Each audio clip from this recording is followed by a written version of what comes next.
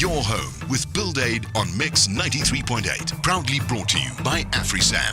AfriSam, creating concrete possibilities. BuildAid on Mix 93.8 FM. Good evening.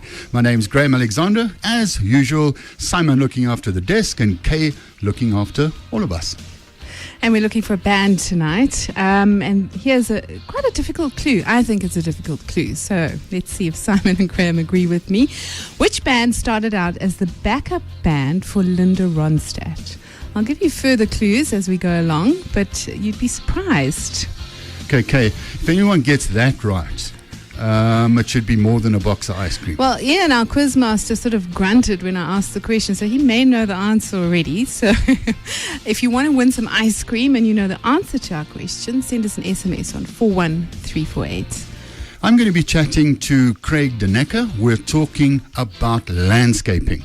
Landscaping, a new home, your existing home, and all the things that go into it. That's what spring sounds like. Talking about spring, I'm chatting to Craig Denecker, and we're going to be chatting about landscaping. Craig, thanks so much for coming to chat to us. Yeah, thanks, Graham. Thanks for having me on the show. The name of your company, The Friendly Plant, I think that's fantastic. This kind of name I wouldn't forget. No, we hope not. Our logo is also nice and bright, so it sort of stands out amongst the crowd. Craig, we're going to chat about planning, how to design a garden, what kind of plants to put in, and a whole lot of other stuff. But before we start, how did you get into this? Basically, it started with a parcel of land that I bought back in the mid-90s, which I started growing plants, and then I had a wholesale nursery which I still have today, and that branched out into landscaping, where we saw a gap in the market where people needed to have a properly planned garden, because quite often landscaping consists of someone doing a rough sketch which isn't drawn to scale. It's more of a concept than a proper plan, and we do all our designs in CAD software, so everything's drawn to scale and it quantifies what people are buying. So that was basically what set us apart, and then since then we've won numerous awards. We've got clients in 15 different countries all over South Africa, so it's just grown leaps and bounds from 2006 when we started with the landscaping. We obviously chat about architecture often on the show, and landscape architecture and so on. And part of that is it's a learning experience for whoever's listening to us about using specialists. Because some people go, you're going to use what? Someone to design my lawn. And people can simplify things, unfortunately, and not understand that you do need people that know what they're talking about. So you put the right plant in the right area, in the right soil, and so on. Do you find that it's a tough market when it comes to accepting landscaping as a profession or a service? It can be, because gardening is a massive hobby.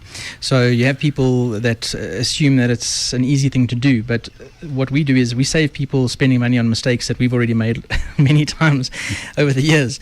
So by hiring a professional, it just gives you a bit more peace of mind, that you know that plants are being put in the correct positions, that they are placed according to the size that they're going to ultimately mature at. So it's peace of mind is probably the biggest reason that you know if you want to do it properly, you get an architect to design your house. Why not have someone properly design your garden? I think when it comes to residential building and property, a lot of people make the mistake of what's DIY and what's not DIY. Like designing your home shouldn't be DIY. No. You know, you should be using an expert to do that. And I guess in a garden it's the same. There may be some areas that are DIY. People like enjoying gardening and so on, but there may be areas where they need help.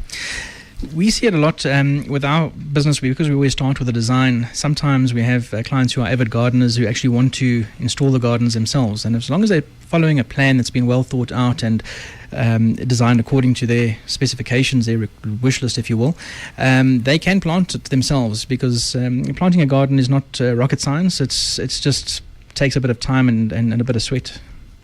Have you ever worked with a family or a husband and wife where you guys are there and they're with you? We've had quite a few interesting experiences, even where we become their reality show. They sit and watch every move, and as things happen, they get excited when they see things starting to be built, especially with the building work. We do a lot of building work in the gardens as well. Obviously, when it comes to building work, that's a very important aspect to making a garden what it could be, and we're going to chat about that aspect later in the show. Do you work closely with architects, or do you find that you work? I'm talking residential now. I know you guys do a lot of hotels and so on, but in the residential market, do you find you talk to the architects more, or do you talk to the homeowner? We mainly talk to the homeowners, but we deal with a number of architects where they want us to be able to design a garden that complements the house that they've designed. So they have trust in us that we will help put the best clothing on their model, so to speak. And most of the time we deal directly with the clients, even once we've been introduced by an architect, because ultimately it's an emotional thing. It's your home. It's not just a house. It's not a building that you're just putting up for the sake of putting up. So people become emotionally attached to their gardens, and it's a place they're going to spend many, many hours in, and happy times and celebrations. So it's got to be something that's done correctly for them. There's no generic garden that one can design. Craig, you guys have could I call it a farm? Yeah, where we you call grow? it a plant farm. Yeah. We just farm above the ground.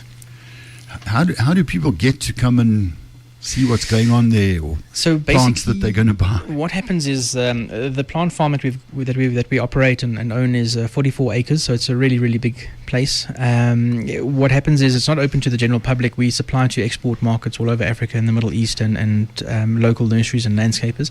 So when our designs are finished with each client, we invite them through there. They get to experience the almost as a miniature version of their garden, in a way that we explain the design to them, and we also do a display area with the plants for their garden. So they get to fine tune the garden, make sure that the plants that are there are to their liking, and they also then understand the sizes involved, because obviously with planting, if you want a bigger plant, it costs more, because you're buying the time that it took for the plant to get there, and all the maintenance that was involved in the whole time, that same space of time. Okay. Craig, we mentioned drawings, and earlier on a video that I had a look at on your cell phone, and just that everybody can see the kind of presentation that you do in a model form. It's almost realistic. Or in fact, it's very realistic. You have it on YouTube. Yes, we've got, if people go to YouTube and search on The Friendly Plant, they'll come up with our YouTube channel, and we've got some examples of our 3D designs. So the 3D designs we primarily do for hardscape features, the built elements of the garden, but in certain instances we also do plants just to show the look and feel. But the whole garden would cost a lot of money to design. We have done it in the past for a couple of clients, but it's better to have the framework done in the 2D, and where there are areas where you can't properly visualize, especially those outdoor living spaces, get that done in 3D. But it's an animated 3D rendered video. Okay. So the water flows, the fires flicker, the birds fly overhead. It's extremely realistic. So that's The Friendly Plant. Just go to YouTube, search The Friendly Plant, and those videos will pop up. And on the subject of YouTube and videos, all BuildAid shows are videoed, care of Ian, who's standing right behind me.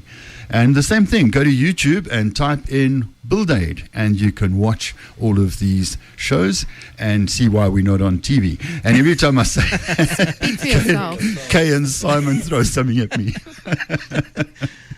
No, they're all edited down, and it's really, if you missed one of the shows, check it out. It's really cool. Price. Now, this is something I like talking about, because sometimes the market can get it like really wrong. You know, you think a heat pump, they go, no, it's 100 grand. You say, no, it's not 100 grand, it's 30 grand. Very difficult to price anything, and I guess that landscaping will probably be one of the most difficult. But Craig, just to give us an idea, if I had a home in, let's say, Parkmore, that's maybe the middle of our footprint as a radio station. I think those sites are quarter-acre sites, so they're not very big. And I own a home there, and I want to rip everything out. Obviously not the big plants and big trees, and redo it completely, maybe with a fire pit and so on. I think we understand how we need to go about that. What would it cost? So in terms of the planting value, if you were to budget somewhere between, just strictly for plants, somewhere between probably 35 and 60,000 rand, depending on what size plants you're using and how densely populated your garden is with plants. And that's for a supervised installation. And then the fire pit would add another somewhere between 25 and I suppose the sky's almost the limit, because it depends on whether your fire pit is just a fire pit or whether it also incorporates some kind of an outdoor kitchen area, a roofing structure. All of those things will obviously add to the cost. When you do this, the layout of a garden, particularly in a new home, the architect would take your drawings and maybe put them on his drawings, or he'll submit yours separately. If we look at new estates, and I think of Waterfall Country Estate, you have to submit a landscape drawing. Yes. And it has to be approved, and it has to have the right plants and so on. That's right, yes. So they have guidelines which we have to follow. So we adhere to so all most of the bigger estates nowadays, Helderfontein, Steyn City, all those places have got their rule book that you have to follow. Even the architects have got specific aesthetics they have to stick to. And we would obviously work around those designs, and then our clients typically would need the landscape design to form part of their pack that they need a homeowner's approval for. So they can't just put in any plants that they want to. That's got to be according to the state law rules, and they need to see a plan to understand where everything is going, and then they also inspect the sites once the installation happens to see that it is actually happening according to plan. So some places are more strict than others, but they're trying to get a similar aesthetic throughout the estate. They don't want to have something that stands out like a sore thumb. I was just thinking of the concept in my mind of not having the plans approved, and I was going to use the word illegal, which would be the wrong word unless you guys have specified some little green bushes. Which they probably wouldn't pick up if you used the botanical name. On that subject, has anybody ever incorporated these little green bushes into their design? No, not in their design, but you do come across them every now and then, and it's always the big surprised look when they say, "Oh, I didn't know that was there." Craig, thank you so much for coming to chat to us. No, thanks very much for having me. It's been a pleasure. It was a pleasure, and we learnt a lot this evening. Thank you so much. Thanks very much. Okay, so put us out of our misery then. Okay, we're looking for the band called the Eagles. Did you know that they were the backup band for Linda Ronstadt? I didn't know that, but just about everyone else out there did know that. So well done for getting it right. And our winners of ice cream tonight are Paul and Lee. So we're going to get hold of you tomorrow to organize. Paul and Lee, or Paul and Lee?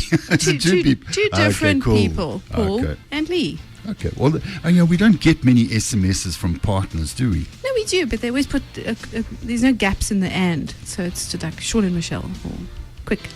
Okay.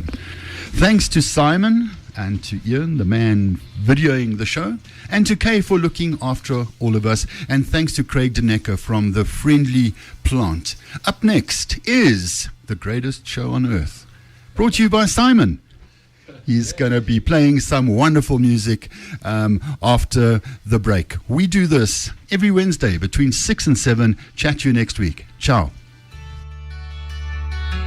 Your home with BuildAid on Mix brings you all sorts of interesting info about building. Graham Alexander chats to different guests every Wednesday evening between 6 and 7. Proudly brought to you by AfriSam.